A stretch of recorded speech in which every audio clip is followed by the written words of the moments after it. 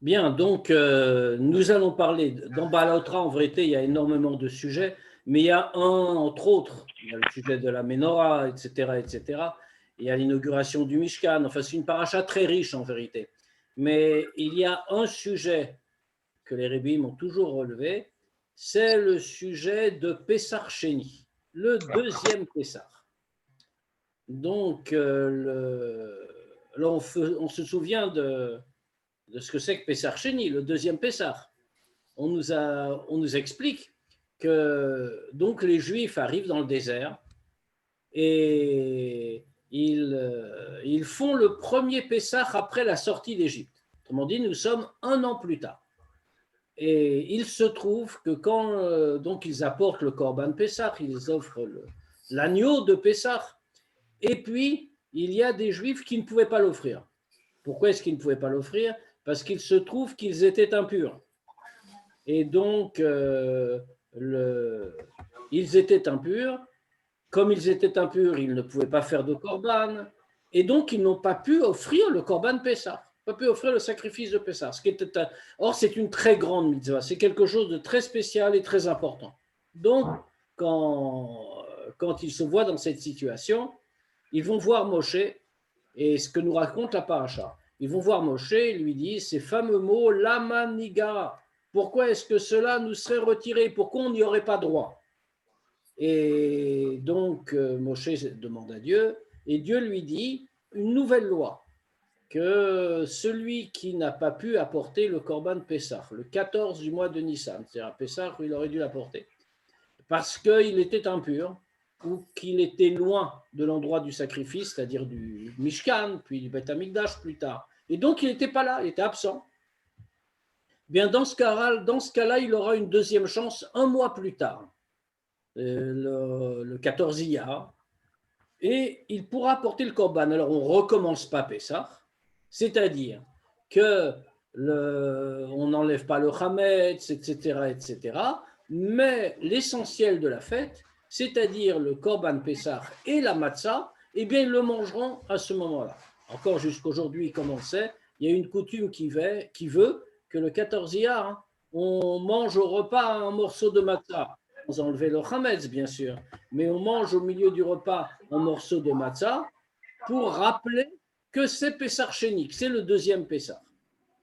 Alors de là, il y a beaucoup de choses qui ont été déduites et de grands enseignements, donc c'est ce qu'on va voir aujourd'hui. Yadoim Brato shel Bogdat Mori vechami Admo. L'enseignement du rabbi précédent est connu. Bekesher les Pessar Sheni à propos de ce deuxième Pessar. Que dit le rabbi précédent? Inyano shel Pessar Shenihu she'ein davar avod.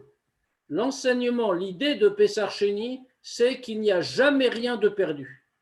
Tamid efshar letaken, c'est le grand enseignement. On peut toujours réparer. C'est-à-dire, dans le cas de Pessar Sheni, d'où on le voit, Afilu Mishaya Tameh, c'est même celui qui était impur. Mishaya Bedere Rechoka, ou qui était loin, qui ne pouvait pas être présent aux cérémonies. Va filou lachem. Et même dans le passouk là-bas, dans la paracha, on nous dit que celui qui était tamé ou qui était bederer rechoka lachem, dans un chemin loin, pour vous. Qu'est-ce que ça veut dire pour vous? Pourquoi le mot pour vous? Fait commenter, Sheayaze mirtsonos, il avait voulu, en réalité. Il s'est rendu impur, il n'a pas fait attention, il est parti loin, il savait qu'il serait loin et qu'il ne serait pas là pour le korban, c'est pas du tout involontaire, il l'a fait exprès. Donc, il a raté par sa faute. Mais, nous dit-on, Bechol Zot, Nitan letaken, malgré tout, on peut réparer. Yesh lavin. Alors, il faut comprendre. Omnam nifamim esberim shel pnimiut atora mevusasim alachat mina deot shebenigle shebetorah. Voit que parfois, les explications que donne le sens profond de la Torah, Chassidut, sont fondées sur une des opinions qu'il y a dans la partie révélée de la Torah, dans le Shulchan Aruch, dans la Gemara. Afilu kasher halacha ikede acheret, même si par ailleurs la halacha va être fixée d'après l'autre opinion. Pourquoi? Share elu vaelu divre elokim chaim. parce que l'un et l'autre sont la parole de Dieu. Vechova hi levar birkat Torah lifnei limud divrei bet Shammai, lamrot shebet Shammai makom bet Hillel einena Mishnah. Et comme c'est connu, toutes les opinions sont légitimes. Dans la Torah, quand c'est une opinion autorisée, même si la halakha doit être fixée dans un sens ou dans l'autre, il y a un dit blanc et l'autre dit noir, on ne peut pas dire qu'on va fixer la manière de se comporter des deux côtés à la fois. On est obligé de dire l'un ou l'autre. C'est la halakha. Mais les deux opinions sont valables. Comme les chachamim eux-mêmes nous disent, Elou va elou divrei Elokim chaim. L'un et l'autre sont la parole de Dieu. Et d'ailleurs, on doit dire la bracha qu'on dit tous les matins, dans les bénédictions du matin, dans les birkot hashachar, Baruch ata Hashem noten Torah, on remercie Dieu qui nous donne la Torah. Cette bracha est obligatoire avant l'étude. Enfin, qu'on a dit le matin avant de commencer la journée, dans les bénédictions du matin. Mais on doit la dire, même quand on va étudier une opinion qui n'est pas retenue dans la halakha. Par exemple, comme on l'a dit, Bet Hillel et Bet Shammai discutent.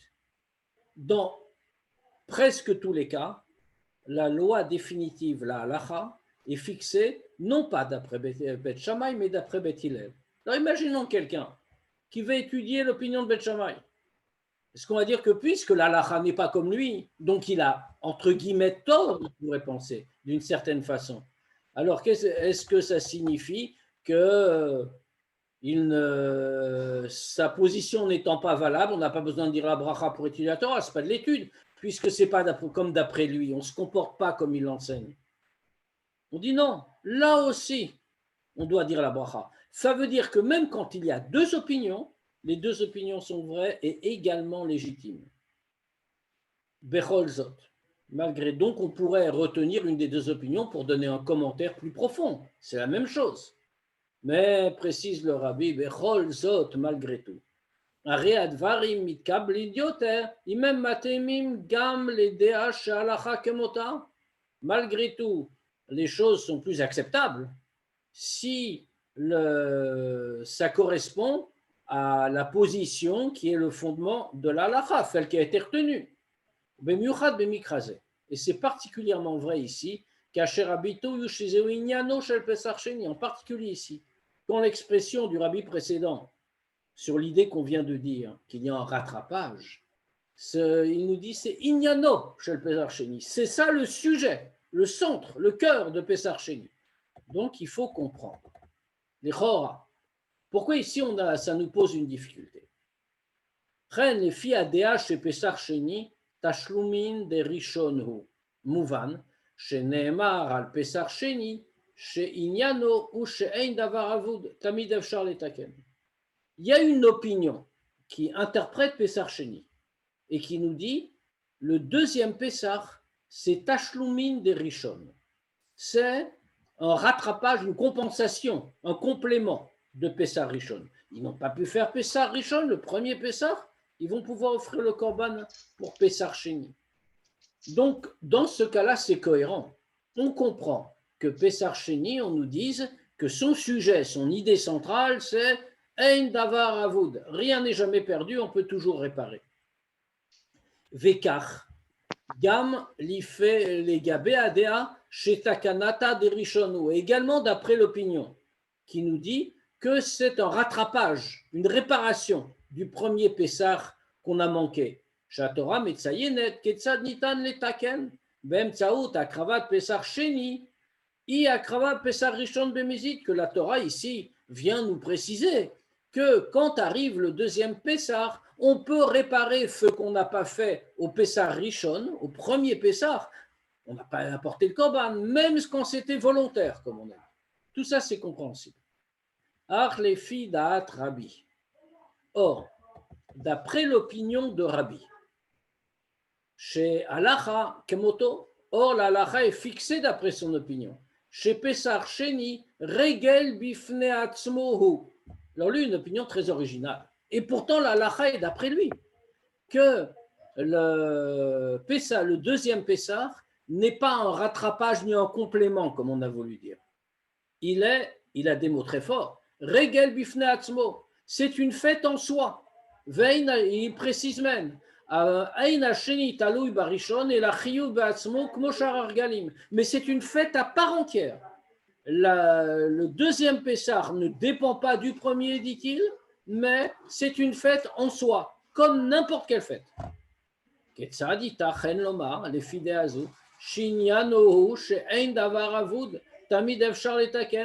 Alors comment le rabbi précédent peut-il sortir de là une idée que toute l'idée, tout le cœur de Pessah Sheni fait quoi? La morale de Pessah Sheni, c'est qu'il n'y a rien de perdu et qu'on peut toujours réparer. Mais la halacha, d'après Rabbi, et c'est la halacha d'après lui, elle nous dit que pas du tout, c'est une fête en soi. Donc c'est pas un rattrapage, c'est une fête en soi. Ça ne dépend pas du premier, nous dit-on. Comment comprendre? Bofan Pashut Beyoter. Ein zot she'ela klal. Si on regarde au niveau le plus simple, ce n'est pas du tout une question. Parce que même d'après l'opinion de Rabbi, pour qui Regel bifne atzmohu, c'est une fête en soi. Chovat, Pesach Sheni chalarak, kasher lo ikrivu barishon, même d'après lui, l'obligation d'apporter le korban pour Pesach Sheni, pour le deuxième Pesach, n'incombe aux gens que quand ils n'ont pas apporté l'offrande, le premier Pessah. Ou mis chez Ikriv Pessah Barishon, à Surlo la vie Pessah Sheni. Et celui qui a apporté son sacrifice, son offrande, lors du premier Pessah, n'a pas le droit, ça lui est interdit d'en apporter un deuxième à Pessah Sheni. Veilleter Alkan, encore plus que ça. Même s'il n'a pas apporté son offrande, le premier Pessah, volontairement,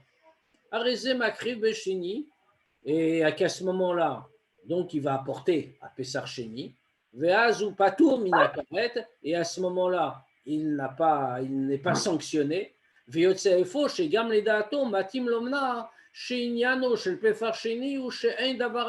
c'est logique de dire que même d'après Rabbi, qui pense une fête en soi, sans rapport avec le premier, malgré tout, ça constitue aussi un rattrapage d'une autre manière. Donc on comprend bien que même d'après lui, on peut parfaitement dire que le sujet de Pessah Sheni, c'est cette grande leçon que rien n'est jamais perdu. Et c'est comme ça, comme on a décrit comment cette mitzvah est née. On voit très bien que c'est comme ça depuis le début. Quand la mitzvah est apparue, pour réparer.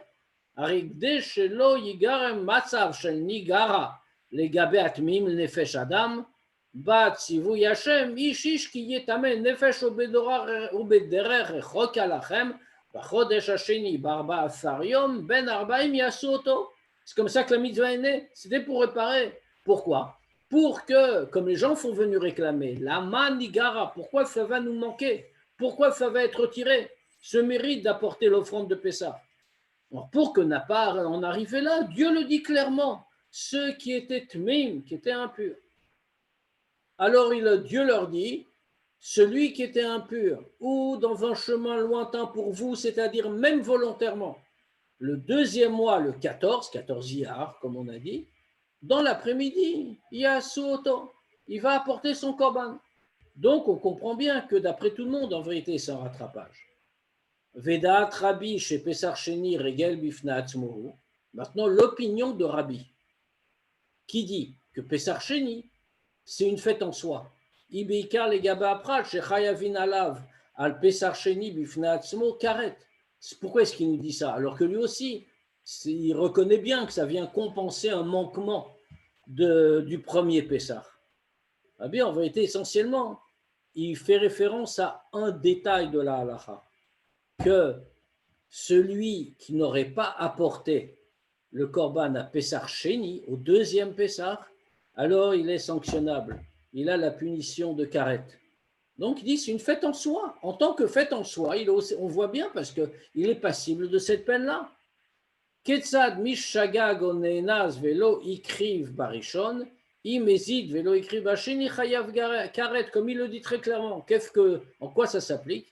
Celui qui, involontairement, n'a pas pu apporter son offrande au premier Pessah. Et volontairement ne l'apporte pas pour le deuxième Pessah, alors il est Khéaf Karet, il est passible de la peine de Karet. Donc, on pourrait répondre comme ça, même par rapport à Rabbi, ça semble marcher. Adaïn en Mouvan. Mais quand même, on ne comprend pas. Mina Siba, chez Regel Bifnat Smohu, Sover Rabbi Vekar Posek Arambam, chez Gam Ger Shnit Gayer Ben Shne Psachim, ou Vechen Katan Shigdil Ben Shne Psachim, Chayav Lasot Pesach Sheni. Il y a quelque chose qu'on ne comprend pas. Du fait de ce raisonnement-là, de Rabbi, que c'est, comme on a dit, Regel Bifne Atzmo, une fête en soi, séparée du premier. De là, Rabbi en tire une conséquence importante dans la pratique. Et d'ailleurs, c'est ainsi aussi que pense le Rambam. Qu'est-ce qu'il dit? Que pas un converti. Qui s'est converti donc entre les deux Pessah. C'est-à-dire, lors du premier Pessah, il n'était pas encore converti. Ça veut dire que quand le premier Pessah arrive, il ne peut pas apporter son offrande, le korban en question. Il n'est pas converti, il n'est pas juif, il n'est donc pas tenu d'apporter l'offrande.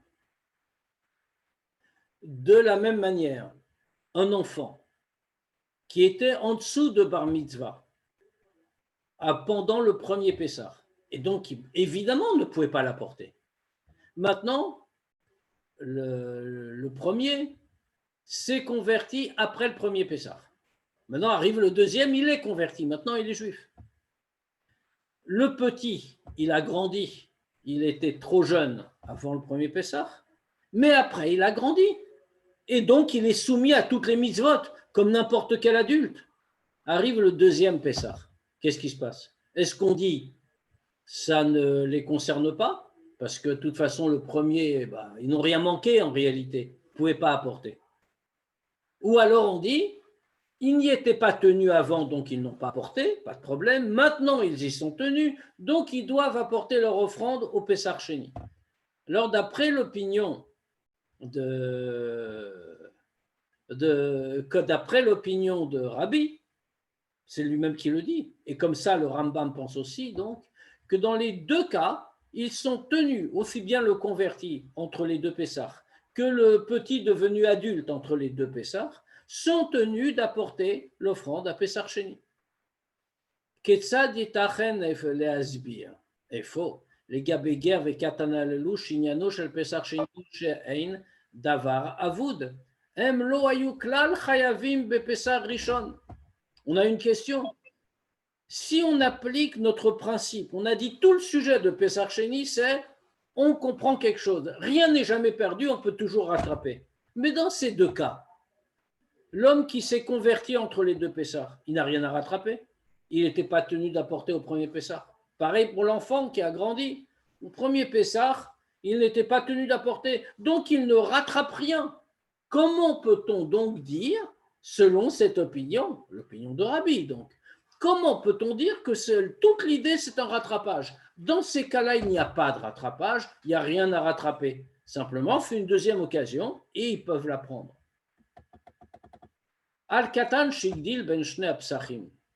À propos du petit, de l'enfant, qui a grandi entre les deux Pessah, Shur Chayav Laasot Pessah Sheni, dont on dit qu'il est tenu d'apporter son offrande pour le deuxième Pessah, Evshar le Asbir, le Pachot. On pourrait peut-être répondre. Ce serait un peu, la réponse n'est pas parfaitement satisfaisante, mais on pourrait quand même un peu répondre.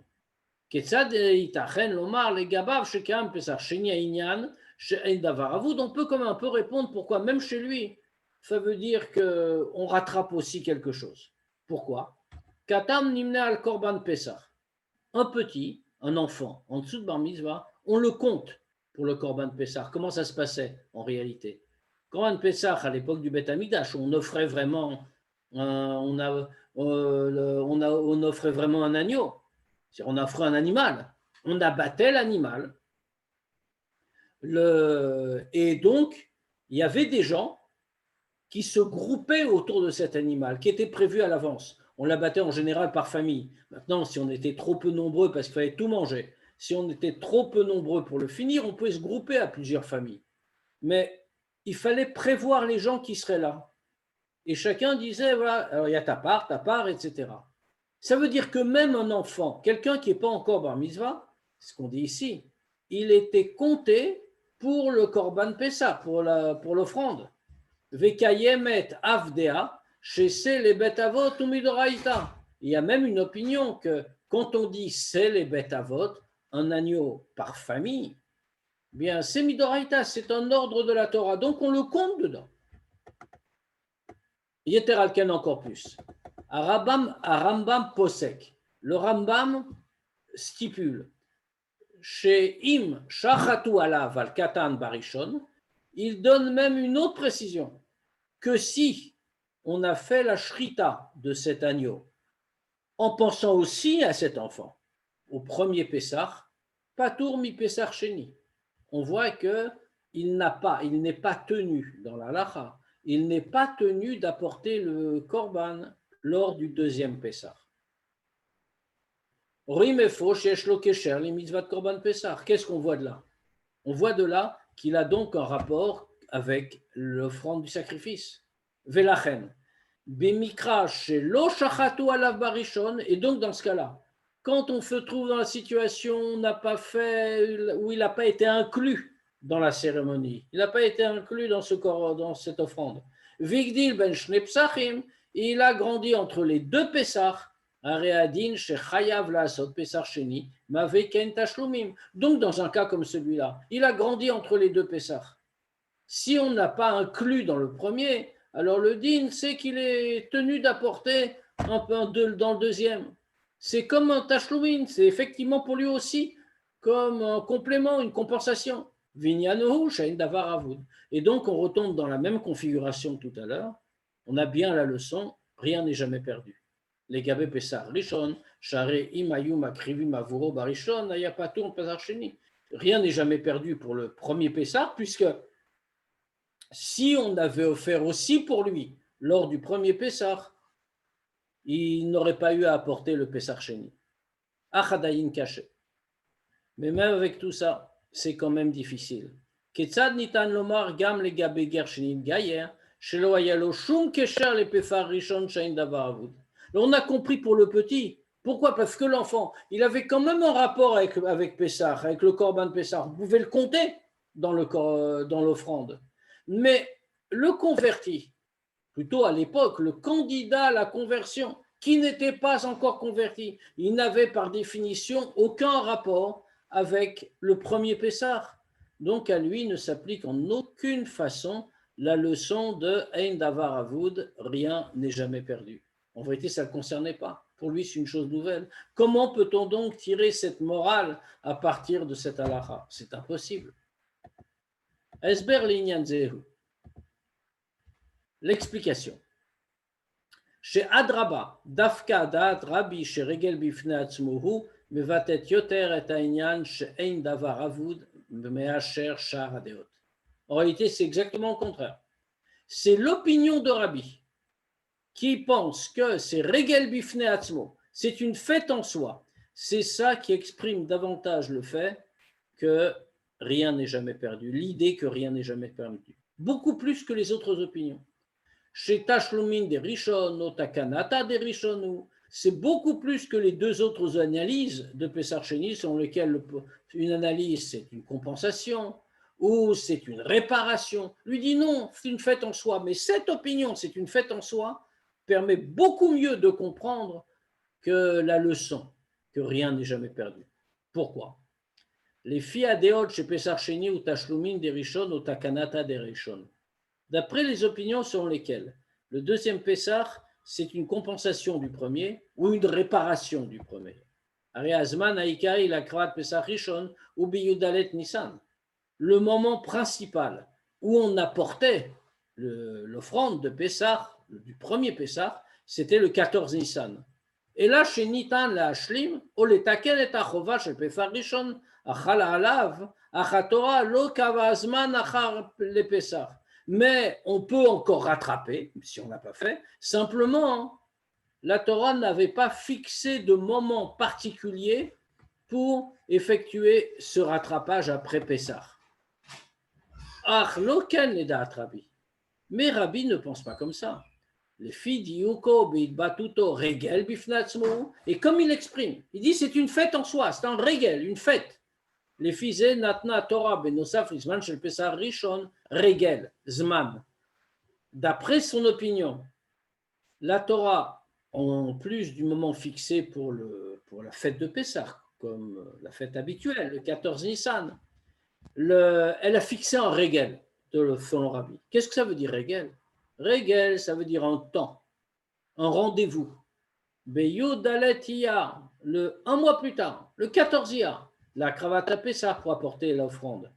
Kacher Makrivé Mat à Pessah Beyud Dalet Iyar, quand on offre le sacrifice. Le 14 Iyar, Areze Benosaf la Shlamat Achisaron, Sheli Akravat à Pessah Rishon. Alors en plus de compenser ce manque qu'on n'avait pas apporté lors du premier Pessah, Gama Kravat Pessah Bifnaatzma, Yudaletia, Uzmano Shela Pessah. Alors même la deuxième date, celle qui est fixée par la Torah, c'est aussi un moment de l'apporter, de l'offrir. Pourquoi? Mais parce que la Torah donne le moment du rattrapage. Donc ça devient quelque chose qui s'applique concrètement, on a tout rattrapé. C'est moi d'Oshel Pessah. Le Yudaletia devient un moment de Pessah. C'est le moment où on doit apporter le korban. Kelomar. Qu'est-ce que ça signifie? Les datos chez le Rabbi. Ein chayavim Pesach sheni mipnei shenishar korban Pesach miudalet Nissan. Le Rabbi finalement a une analyse originale. Lui dit que on n'est pas tenu d'offrir le korban Pesach lors du deuxième Pesach parce que on n'avait pas satisfait à l'obligation du premier Pesach le 14 Nissan, qui est Deot chez Zeot Ashlomin ou Takanata, comme les autres opinions, qui disent que c'est une compensation ou une réparation. Et là, Mipne chez Yud Dalet Beia, ou Zman Shebo Chayavim Leakriv Korban Pesach. Imlo Ikrivro Beyud Dalet Nissan. Il a une autre façon de voir. Il dit c'est parce que ce 14 Iyar, là, un mois plus tard, c'est le moment où on est tenu d'apporter le Korban Pessah si jamais on ne l'a pas amené le 14 Nissan. Autrement dit, un vrai remplacement. Ce n'est pas par raccro, fait en soi quelque chose que Dieu fixe. Mishikriv et Pessah Barishon, et notre la Akriv et Pessah Sheni. Celui qui a apporté son offrande lors du premier Pessah. Il n'a pas besoin de l'apporter au Pessah Sheni. Mipne shekayam rak korban echad alitziat Mitzrayim. Pourquoi dans ce cas-là? Puisque c'est une fête en soi. Parce qu'il n'y a qu'une seule offrande pour la sortie d'Égypte. Donc on lui dit, tu as apporté le premier Pessah, tu n'as pas besoin du deuxième. Mais c'est la même qualité qu'il y a dans le deuxième que dans le premier. Ou les fichar. Et donc, Beimra Pessah Sheni Niano Shein Davar Avud. Et donc, dans le mot du rabbi précédent, que Pessah Sheni, l'idée, qu'est-ce que c'est? Ein davar avud, rien n'est jamais perdu. Ein akavana lekar, shetamid efshar letaken. Ce que ça veut dire, c'est pas seulement qu'on peut toujours réparer. Davar shekvar ifsidu mashrimo tobofan kali. C'est pas simplement qu'on peut toujours réparer ce qu'on a perdu et on le complète de manière générale. Et là, l'écart, Shadavar Nase Bidiouk Bechol Pratav, c'est pas général, mais on refait la chose dans tous les détails, exactement comme elle doit être. Apeula Mitra Rechel Beshlemuta, de telle sorte que l'action soit parfaite, il n'a rien manqué. Les fils Mouvan, Inyano, Shelger Shingayer Ben Pesar Rishon, les Pesar Sheni, Vekatan Shigdil Ben Shne Psachim. Comme ça, on peut comprendre ce que ça signifie ces cas qu'on a cités. De l'homme qui s'est converti entre le premier Pessah et le deuxième, et ou de l'enfant qui a grandi entre le Pessah et le deuxième. Shaouvda, Shem Chayavim Lasot Pessah Sheni, que le fait qu'ils doivent apporter leur offrande à Pessah Sheni, Lamrod Shelo Irsiru et Asiata Pessah, bien qu'il n'ait rien manqué dans le Pessah, puisqu'il n'était pas tenu de l'apporter. Shareinu Barak de Leashlim et Amarsor Shelava, c'est parce que justement cette offrande du deuxième Pessah n'est pas seulement là pour compléter ce qu'on a manqué dans le passé. Mais Mais ce jour-là entraîne une obligation nouvelle en elle-même, le 14e, ou l'écart. Shaïchim gam ager va katan alelu. Et donc, à cette nouvelle obligation sont tenus autant le converti que l'ex-enfant qui est devenu grand. Shareb matzav shebo nimtsaim, em nimtsaim beyudaetia, em chavim bemitzvot. Parce que là où ils en sont, le 14e, ils sont tenus aux mitzvot, aussi bien celui qui est maintenant un converti que celui qui est maintenant un adulte. Les filles à Mousbar le El, Yesh Lomar, Shegam Da'at Rabbi m'avait Pesar Sheni Tashlumin. D'après tout ce qu'on vient d'expliquer, ça signifie que même selon l'opinion de Rabbi, Pesar Sheni constitue un complément. Les bitouilles Tashlumin, Yesh Te Mashmaouyot. Le mot Tashlumin, en complément, contient deux sens. Premièrement, Ashlamat Marsor, Giron, on complète un manque. Deuxièmement, Shlemut. Tashlumin, c'est aussi le mot Shlemut. On arrive à la perfection. Ça veut dire, Lamrot Shein Chesaron Bedavar, bien qu'il n'y ait aucun manque, Bechol Zot no Sefet Bo Shlemut. Dans un premier cas, Tashlumin, c'est Ashlama, on complète. Il y avait un manque, on refait comme il faut. Mais dans le deuxième, Tashlumin, c'est Shlemut. Il n'y avait pas de manque, mais on peut arriver à une plus grande perfection. Vezot bedome le bituit mima bekesher leshana. On peut le comparer à une autre expression en hébreu. Le mot tmima, quand on parle de l'année. Agmara omeret, l'Agmara nous dit, chez tmima, que quand on dit une année complète, une année entière, plutôt complète d'ailleurs qu'entière, il a vie être Chodesh Haïbour. C'est pour rajouter, comme ce sera l'année prochaine d'ailleurs, je pense, Shnat Haïbour. On sait que du fait des particularités du calendrier juif, certaines années ont 13 mois, alors que la plupart ont 12 mois. Là d'ailleurs, on le voit, on commence à être un peu court du fait du décalage du compte du calendrier annuel qui est par rapport au soleil et du suivi du calendrier mensuel qui est par rapport à la lune. Donc, on est obligé régulièrement de rajouter un mois supplémentaire. Dans ce cas-là, on a une année à 13 mois et non plus une année à 12 mois pour établir l'harmonie entre le cycle lunaire et le cycle solaire. Ici, c'est ce qu'on appelle Shnat Haïbour. L'année prochaine sera donc une année à 13 mois. Dans ce cas, quand il y a une année à 13 mois, alors on dit qu'elle est tmima, elle est entière. Lamrot shegam lelo chodesh haïbour inikret shana bechol zot chaserba. Exactement, pourtant, on voit que même quand elle a 12 mois, elle constitue déjà une année. Il lui manque rien. Mais bien qu'elle soit une année, elle n'est pas tmima parce qu'on aurait pu avoir un mois en plus. Donc on prend cette idée de perfection ou rajoute sans qu'il y ait eu de manque au préalable. Vekach omrim gam legabe avodat bet hamikdash. On prend aussi pour le service de Dieu dans le Bet Hamikdash. Sheyesh avoda sheinatama, im yesh acharea avoda. Qu'il y a une avoda, un service, dans le Bet Hamikdash qui n'est pas appelé tama, complet, parfait, si on doit encore faire quelque chose après. C'est-à-dire c'est bien, mais ce n'est pas terminé, ce n'est pas complet. Kedugmat shrita, kabbalah v'olacha, sheyesh acharea zrika. Comme par exemple, quand on faisait des sacrifices d'animaux, on abattait l'animal, on devait recueillir le sang de l'animal abattu, et puis on devait ensuite emmener le sang jusqu'à l'autel. Et ensuite seulement, il y avait zrika, on aspergeait le sang sur l'autel. Avoda tama hi avoda shei goremet ou metamet met et adavar. Kedugmat zrika vaktara nisuchamaim et kadome. C'est-à-dire fait quand la voda, quand le service est complet, il a été totalement achevé. À ce moment-là, ça s'appelle complet. C'est-à-dire on a déjà aspergé le sang, on a offert, etc., etc.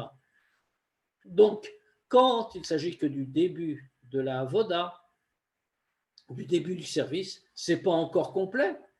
Lamrot she'en geron bavoda atzma, bien qu'on ait tout fait parfaitement. Vin asta karaoui, elle a été effectuée exactement comme il le fallait. Bechol zot, mais malgré tout. Einim lachatama, elle n'est pas appelée un travail complet. Kevan sheyesh acharei avoda, parce qu'il y a encore à faire. Va'avoda shlacharei goremet ou metamemet et adavar. Et c'est la dernière, celle qui conclut, qui va apporter la plénitude à toute l'entreprise. Imashlima et avoda kodemet, elle complète même ce qui a été fait précédemment. V'lachen, Neymar legabé avodot akodmot, she'afal pi she'azarim muzarim shelo itasku ba'avoda ma'avodot akorbanot, en chavim mita el alavodotama. Et c'est pour ça qu'on nous dit que dans la halacha, bien que quelqu'un qui ne soit pas Kohen ne puisse jamais faire quoi que ce soit dans le service du korban, dans le sacrifice, malgré tout, pour toutes les avodot, tous les services qui ont précédé, si ce n'est pas tama, si ce n'est pas entier, pas complet, ils ne sont pas sanctionnables, pas passibles de la peine de mort, ce qui est le cas autrement. Zod bedome lishtenyanim shnimtsaim bitzaka. Comme on le voit aussi à propos de la tzedaka, c'est marqué Dei marsoro ata metzuve alav le parnoso, asher yirsarlo afilu sus lirvod alav, ve'eved larus lefanav, ve'nosaf al kach, le oshro, la mochain davar chaserlo. Qu'est-ce qu'on voit à propos des lois relatives à la tzedaka? Quand on donne la tzedaka à un pauvre, on doit lui donner, c'est écrit dans la Torah, dei marsoro, tout ce qui lui manque. Et c'est commenté. Qu'est-ce que ça veut dire qu'on va lui donner tout son manque? Qu'on est tenu de le nourrir, de lui donner tout ce qu'il faut. Et tout ce qui lui manque, ça veut dire, s'il avait l'habitude d'avoir un cheval qui, pour le monter, ce qui était une marque de richesse, et un serviteur qui courait devant lui pour lui ouvrir le passage, ce qui était aussi un signe de richesse, on doit le faire. Bien que pourtant, ce n'est pas un manque vraiment. On doit pourtant les hocheros, on doit l'enrichir, cet homme. C'est la halacha. Il avait tout cela, on doit tout lui donner. Mais pourtant, ça ne manquait pas vraiment. Aujourd'hui, ça ne lui manque pas. Ce n'est pas ça qu'il attend. Mais c'est exactement ce qu'on appelle ce complément qui n'en est pas un. C'est arriver plutôt à une certaine forme de perfection supplémentaire. Car Yeshloma, chaque viach ein hasheni, Tashlumim les rishon et la regel bifnatzmo, de la même manière. Le principe qu'on a énoncé, que le deuxième Pessah n'est pas un complément du premier, mais une fête en soi. Baal et Tzayen, chez Enkan Tashlumim. Ça vient souligner qu'ici, il n'y a pas de complément, Bemashmaot, chez l'Ashlamat Achaser. Donc, il n'y a pas de complément au sens où on va compléter un manque. Et la regel bifnatzmo, mais c'est une fête en soi, c'est-à-dire, Adavar mitraresh beshlemuto, la chose se produit de manière parfaite, dans toute sa plénitude.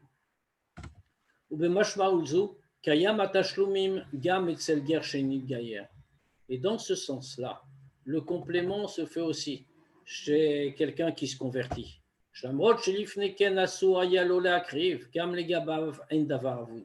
Que même si auparavant, il n'avait pas le droit d'offrir un sacrifice. Il était, comme on l'a dit, il n'était pas encore converti lors du premier Pessah, donc il n'avait pas le droit d'apporter ce sacrifice. Mais pourtant, Gam les Gaba Veindavaravud, même pour lui, rien n'est jamais perdu. Quand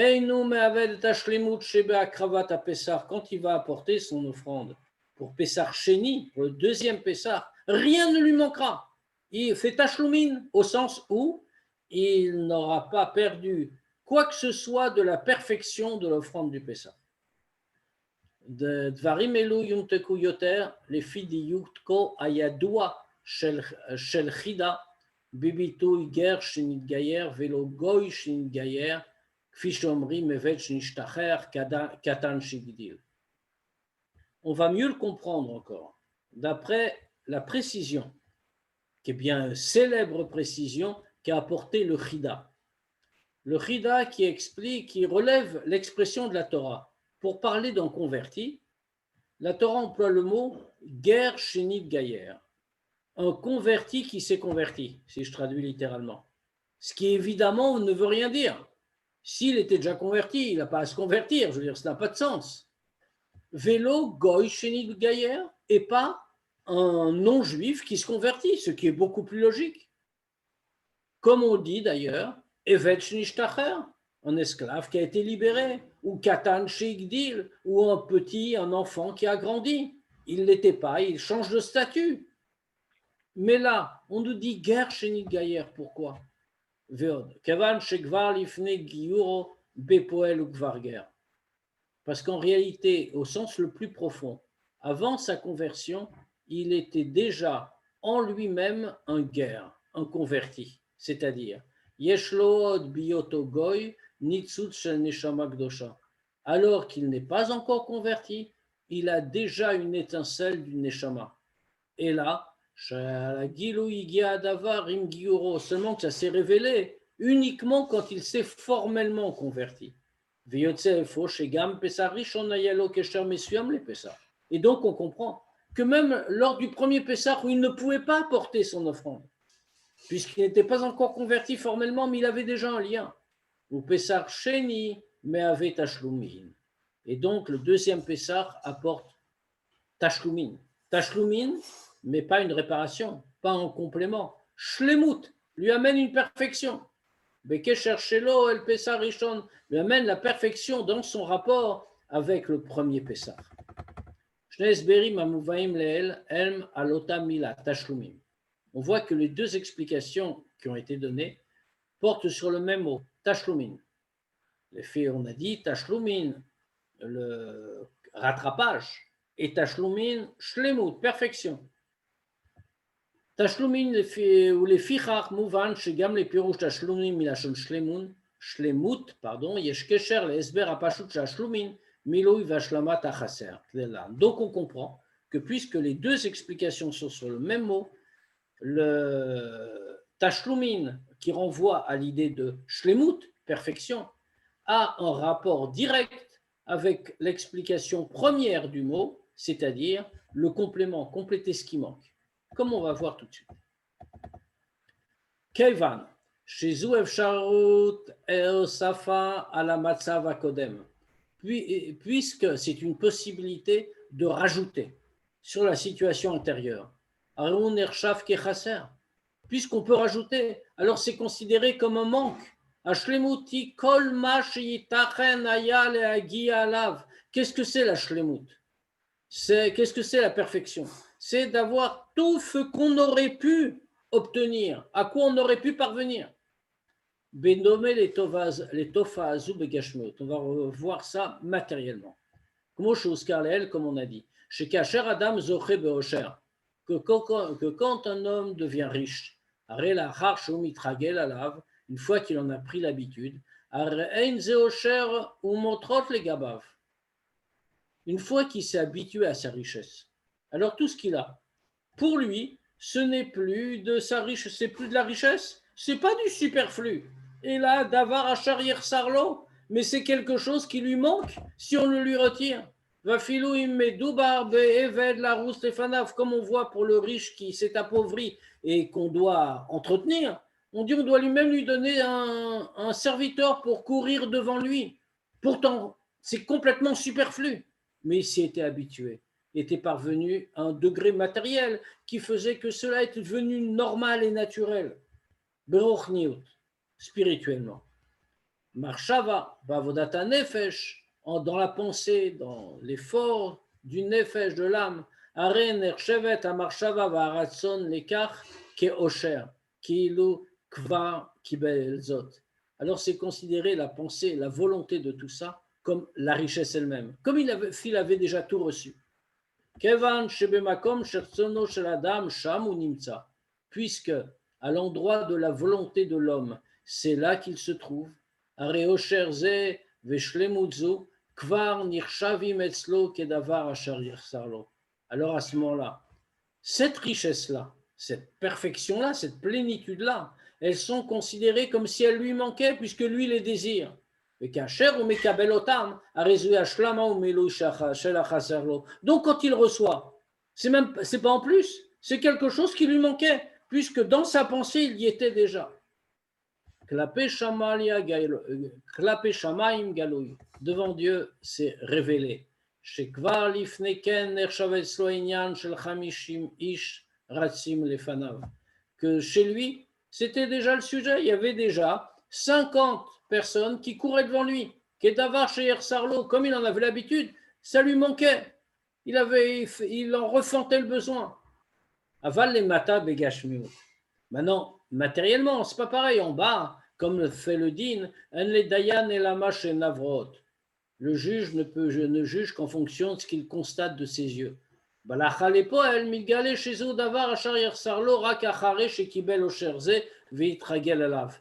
halakha concrète, alors ça apparaît quoi? Que c'est considéré comme une chose qui lui manque uniquement après qu'il ait reçu cette richesse et qu'il s'y soit habitué.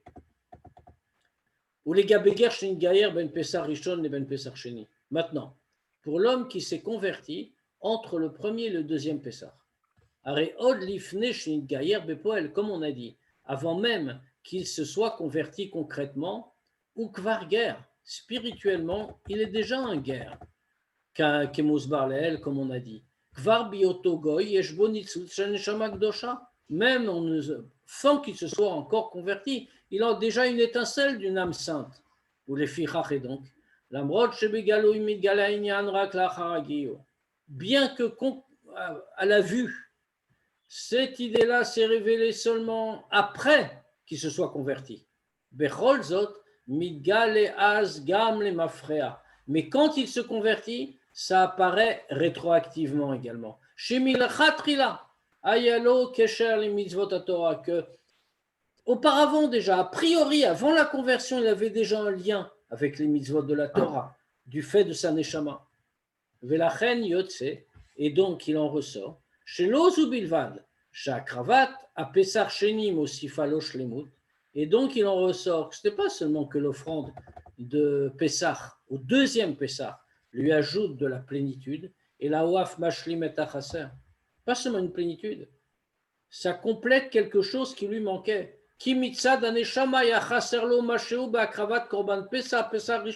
Parce que certainement dans la lacha, il n'y avait aucun problème.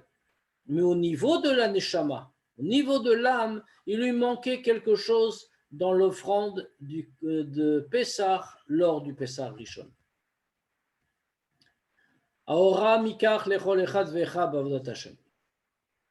Quel est l'enseignement de tout ce développement pour chacun? Même si on n'est pas un enfant, même si on n'est pas un converti, on a tout fait comme exactement au niveau qu'il fallait, etc., etc., dans ce sujet-là. Mais quel est l'enseignement dans le service de Dieu? Atkama muchach itaskut ba'afatzat haTorah va'ayadut ubemiuchad ba'afatzat hamayanot. À quel point il faut se consacrer à diffuser la Torah, le judaïsme et en particulier les sources des enseignements du Baal Shem Tov, la Chassidut. Yehudi alul la'arer le'atzmo. Un juif, il pourrait comme ça avoir une pensée. Achen avoda ba'avazat Torah va'yahadut ubemiuchad ba'afatzat hamayanot. L'effort, l'œuvre à accomplir dans la diffusion de la Torah et du judaïsme, en particulier de la Chassidut, Ichashuva, c'est très important. Mais ce n'est pas obligatoire, c'est quelque chose en plus. Zoirak shlemut, c'est une bonne chose, mais c'est juste une certaine plénitude. Chez Yitosef Loim, il y a ses autres, c'est ce qui va se rajouter à lui s'il le fait. Mais en quoi est-ce obligatoire? Al-Kach Omrim, c'est là-dessus qu'on vient lui répondre. Shema Shenir Sheva Atzlo Keshlemut Bilvad, que ce qu'il considère, pour lui, simplement comme une plénitude. En réalité, ça pourrait très bien être non pas une simple plénitude qui va se rajouter à lui, mais un complément d'un manque. Dans des choses où il y a une nécessité absolue pour son service de Dieu, son service spirituel et pour la racine de son âme. Ou qui dit vrai à Baal Shem Tov, comme le Baal Shem Tov l'enseignait. Akadosh Baruch Hu sholeach leolam hazeh neshama. Dieu envoie dans ce monde une âme. Vehi chaya kan shivim u'shmonim shana. Et elle va vivre dans ce monde pendant 70 ou 80 ans. Vechol zot, Kasher matarat hashlichut yasiyat tova leyehudi begashmiut bichlal ubifrat beruchniut. Alors que tout le but de tout cela, de toute cette mission que Dieu lui a confiée pendant toutes ces 70 ou 80 ans, c'est quoi? Rendre un service à un autre, matériellement en général et spécialement spirituel. Yitachen, shetov azu, shehaya alav lasot leyehudi ze beyom ze, yatachlit shel yeridat nishmato laolam. C'est tout à fait possible que ce service-là, spirituel ou matériel, qu'il devait faire à cet homme-là, à ce juif-là, en ce jour-là. Ça, c'était tout le but de la descente de son âme dans le monde. Ve'im ou yafsidzot. Et s'il va perdre cette occasion, alors il a diminué dans sa plénitude à lui. Ou les ma'alamikar, encore plus, ou pogem beikar matarat iridat nishmato. Il est en train de porter atteinte à tout le principe du but de la descente de sa neshama dans ce monde. Et puisque nous, on ne fait pas, on ne sait pas où on va, on ne voit pas ce que ça veut dire concrètement. On ne sait pas quelle action est la raison de la descente de notre neshama sur terre.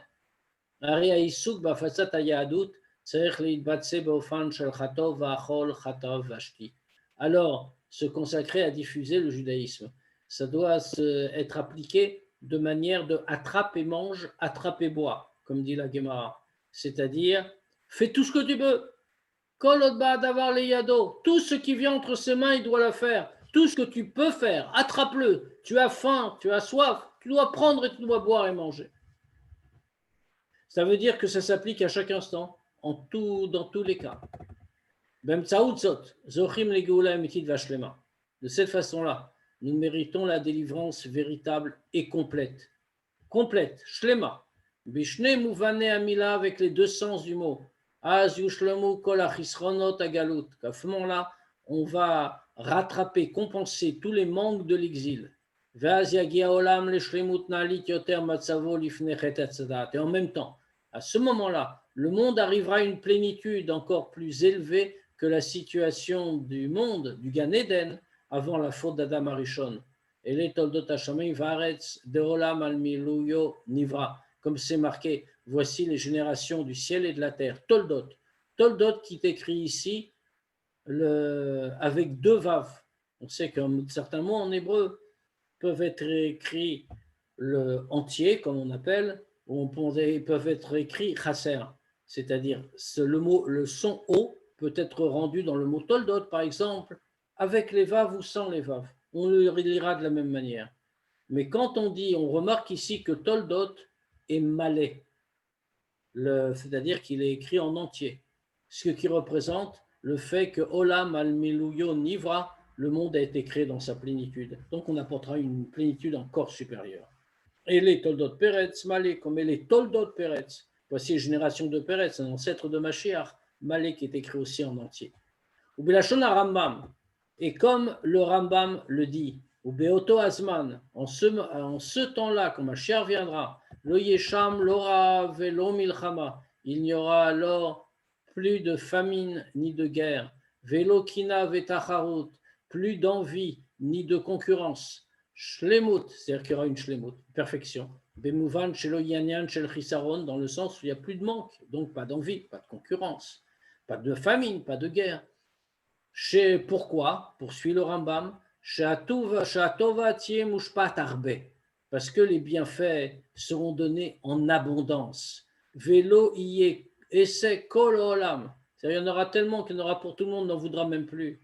Et la seule occupation du monde entier, et là la date est Hashem Bilvad, ce ne sera que de connaître Dieu.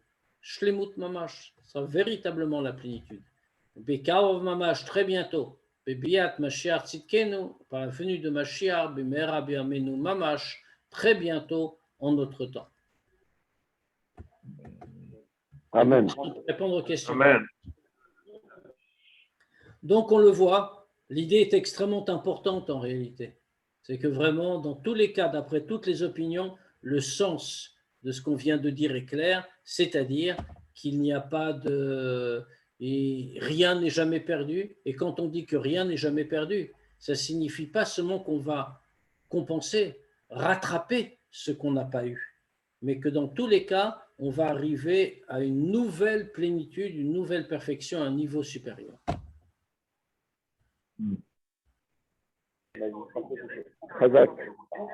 Voilà.